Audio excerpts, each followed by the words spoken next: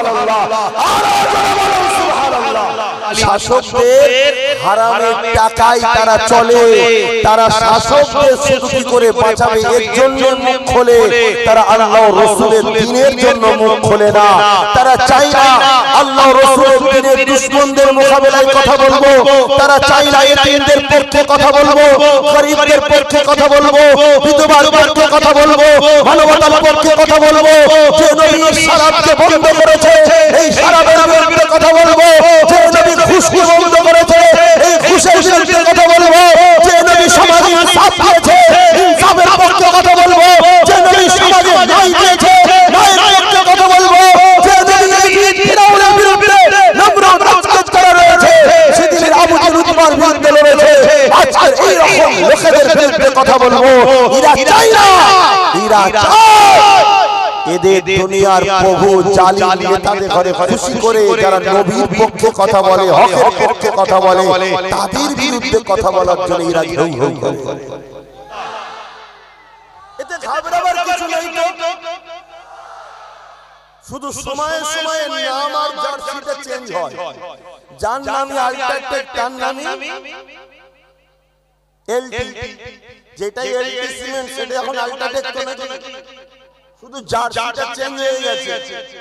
লড়াই সেদিনও হয়েছে কারবালায়, আজও লড়াই হচ্ছে। যেমন ভাঙড়ের মানুষ, আমি আপনাদেরকে এই মঞ্চ থেকে আজকে বলে যাচ্ছি, আর একটা লড়াই যদি আপনারা কামিয়াবি হতে পারেন সব শয়তান ঠান্ডা হয়ে যাবে, আর আপনাদেরকে দ্বিতীয় লড়াই করতে হবে না, জায়গা পরিষ্কার। এটা কিন্তু বিরাট বড় লড়াই আপনাদের হবে। যে লড়াইটা এত বড় লড়াই, একদিকে ইসলাম বিদ্বেষী প্রকাশ্য জালিম সন্ত্রাসগুলো, আর একদিকে মুনাফিক মুসলমান আলেম উলামা সুরাতে একদল মানুষ তোমাদের বিরুদ্ধে থাকবে। এমন দিন আসবে তোমাদেরকে শেষ করার জন্য নতুন নতুন মুসলিম সেজে দরদি ছোট ছোট লোক চলে আসবে, নতুন নতুন দল চলে আসবে তোমাদের কাছে, তোমাদেরকে শেষ করার জন্য। তবে আমি নিজের বলে শুধু নাম করছি না, আমি এতটুকু বলতে পারি, এই কিছুদিন আগে বিহারে একটা ভোট হয়ে গেল, জানেন তো নাকি? দেখছি সব ঘর ভাঙছে ভোটের পরে, আর তারা এইসব কাঁদছে, বলছে আমরা বুঝতে পারিনি 10,000 টাকা নিয়ে আমরা হই হই করেছিলাম।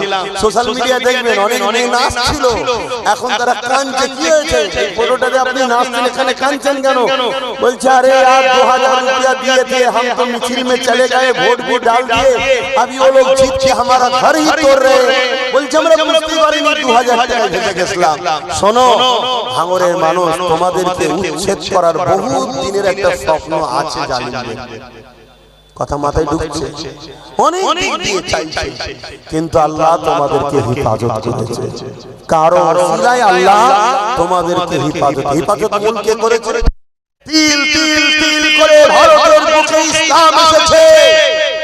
এই ভারতের বুকে অনেক কষ্ট করে মসজিদগুলো তৈরি করা হয়েছে, এই ভারতের বুকে অনেক কষ্ট করে মাদ্রাসা হয়েছে, এই ভারতের বুকে অনেক কষ্ট করে কবরস্থান নির্মাণ হয়েছে। কখনো গভর্নমেন্টের টাকায়, সরকারি টাকাতে আমরা ধর্ম করিনি, মসজিদ বানাইনি, মাদ্রাসা বানাইনি, কবরস্থান বানাইনি। আজকে যেমন আমরা দেখছি ওই গভর্নমেন্ট এক ধর্মস্থান তৈরি করছে, তো এই গভর্নমেন্ট আরেক ধর্মস্থান করছে, একটা কম্পিটিশন চলছে। আমার তোমার ট্যাক্সের টাকায় তারা তাদের ধর্মীয় ফুটানি দেখতে যাচ্ছে, তার বিরুদ্ধে আমরা বলতে চাইছি না, কিন্তু আজকে আমার মসজিদ, আমার মাদ্রাসা, আমার কবরস্থান, আমার খানকা, আমার ঈদগাহ, আমার নবীর উম্মতদের মাথার ঘামকে পায়ে ফেলে চাষ করা মেহনতের পয়সা 100-200 করে দানেতে মুটে যেই করে পয়সা, লেবারি করে পয়সা এই মসজিদগুলো তৈরি হয়েছে।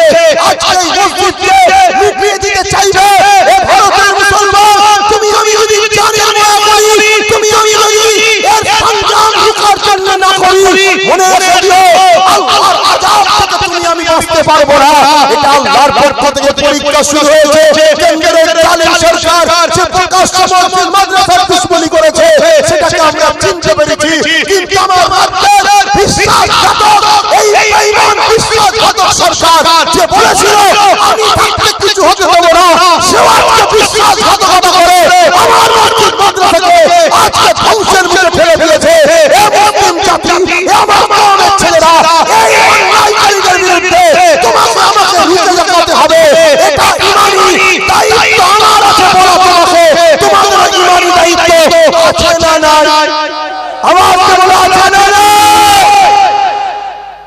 তুমি মনে করছো আমার চাকরি হবে, আমার গাড়ি হবে, আমার বাড়ি হবে। ওপেন বলে যাচ্ছি, একদিকে মসজিদের দুশমন রয়েছে, আর একদিকে মসজিদের পক্ষে মামলাকারী, মসজিদকে বাঁচাবার জন্য রয়েছে।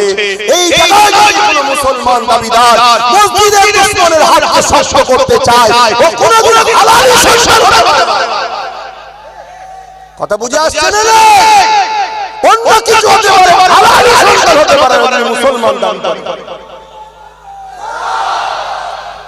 ওপেন বলে যাচ্ছি, আমার আগেও গাড়ি নেই, পিছনেও গাড়ি নেই, আমার সাথে সেরকম বডিগার্ডও কেউ নেই। ওপেন তারপরেও বলে যাচ্ছি, একদিকে মসজিদের দুশমনরা, মাদ্রাসার দুশমনরা, কবরস্থানের দুশমনরা, খানকার দুশমনরা, যেটা ইসলামের পেছন, তারা একদিকে দাঁড়িয়ে আছে প্রকাশ্য হোক, আর আমার রাজ্যের বিশ্বাসঘাতকের মতো হোক একদিকে দাঁড়িয়ে আছে, আর একদিকে দাঁড়িয়ে আছে যারা মসজিদকে বাঁচাবার জন্য সুপ্রিম কোর্টে মামলা পর্যন্ত করেছে, এখনো চলছে, একদিকে দাঁড়িয়ে আছে। তুমি মুসলমানের বেটা, তুমি মুসলমানের আওলাদ, একজন মুসলিম ধর্মের প্রচারক হিসেবে তোমাকে জানতে চাইছি, এই বিয়ের মধ্যে তুমি যদি মুসলিম দাবি করো, মাদ্রাসা মসজিদকে মিটানোকারীদের পক্ষে তুমি সাথ দাও, জেনে রেখে দিও, তুমি মুসলিম ঘরে জড়িত পারো, তোমার বিলাসটা কোনোদিন হালাল হবে না, এটা তোমার প্রমাণ দিচ্ছে। এত বড় সাহস হয় কি করে? এরা ক্ষমতার জোরে আজকে কি করছে দেখেছে। আর মুসলিম এলাকাগুলোয় অর্থ দিয়ে, পয়সা দিয়ে কিছু গুন্ডা তৈরি করে রেখেছে। ওই গুন্ডাগুলো এই ইসলাম বিদ্বেষীদের হয়ে কাজ করছে। শুনছেন তো নাকি?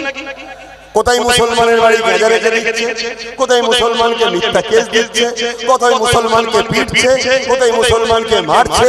কেন? ওদের উপর থেকে এই ইসলাম বিদ্বেষী, বিশ্বাসঘাতক, প্রকাশ্য দুশমন যারা, তারা কি করছে? এদের উপর থেকে অর্থ দিচ্ছে, সহযোগিতা করছে, সমস্ত কিছু দিচ্ছে, আর বলছে তুই যদি ফেসে যাস চিন্তার কোনো কারণ নেই।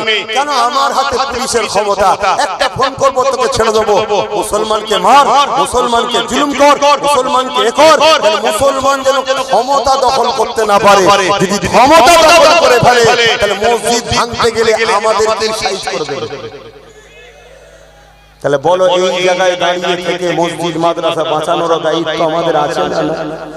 আরে আমি একজন ধর্মগুরু তো ইসলামের, তা আমি যদি মসজিদ বাঁচাবার কথা না বলি, মাদ্রাসা বাঁচাবার না কথা বলি, তাহলে আমি কিসের ধর্মগুরু?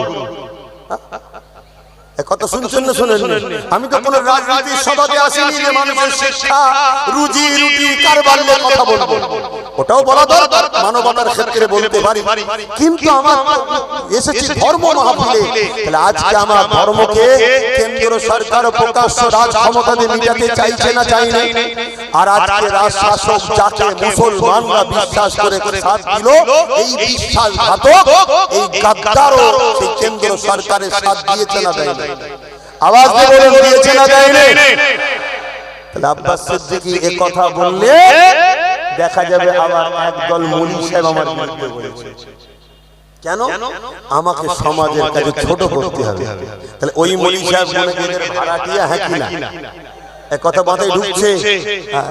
এখন তোমাদের সামনে বিরাট বড় পরীক্ষা শুরু হয়ে গেছে। তোমাদের সামনে বিরাট বড় পরীক্ষা। একদিকে প্রকাশ্য দুশমন, যদিও বা প্রকাশ্য দুশমনের সঙ্গে লড়াই করার জন্য একটা ছদ্মবেশী মুনাফিকের সাথ দিচ্ছিল, সেও আজকে ঘুমটা তুলে দেখিয়ে দিয়েছে আমি কত বড় শয়তান। দেখ, শুনছেন তো নাকি? সেও সাথ দিয়েছে। এবার কি করবে? আমার এই কথাগুলো দিয়ে দেখবে তোমার এলাকার কিছু মুনাফিক মুসলমান আবার কালকে হয়তো কাটিং করবে, করে রিঅ্যাকশন দেবে। শুনছেন? আমি চ্যালেঞ্জ করে যাচ্ছি, যদি সন্দেহ হয় ঘরে গিয়ে পরীক্ষা করে নেবে, জিজ্ঞেস করে নেবে ওদের শরীরে হালাল রক্ত নেই, ওদের শরীরে হালাল রক্ত নেই। কেন? হালাল রক্ত কখনো মসজিদের বিরুদ্ধে যেতে পারে না।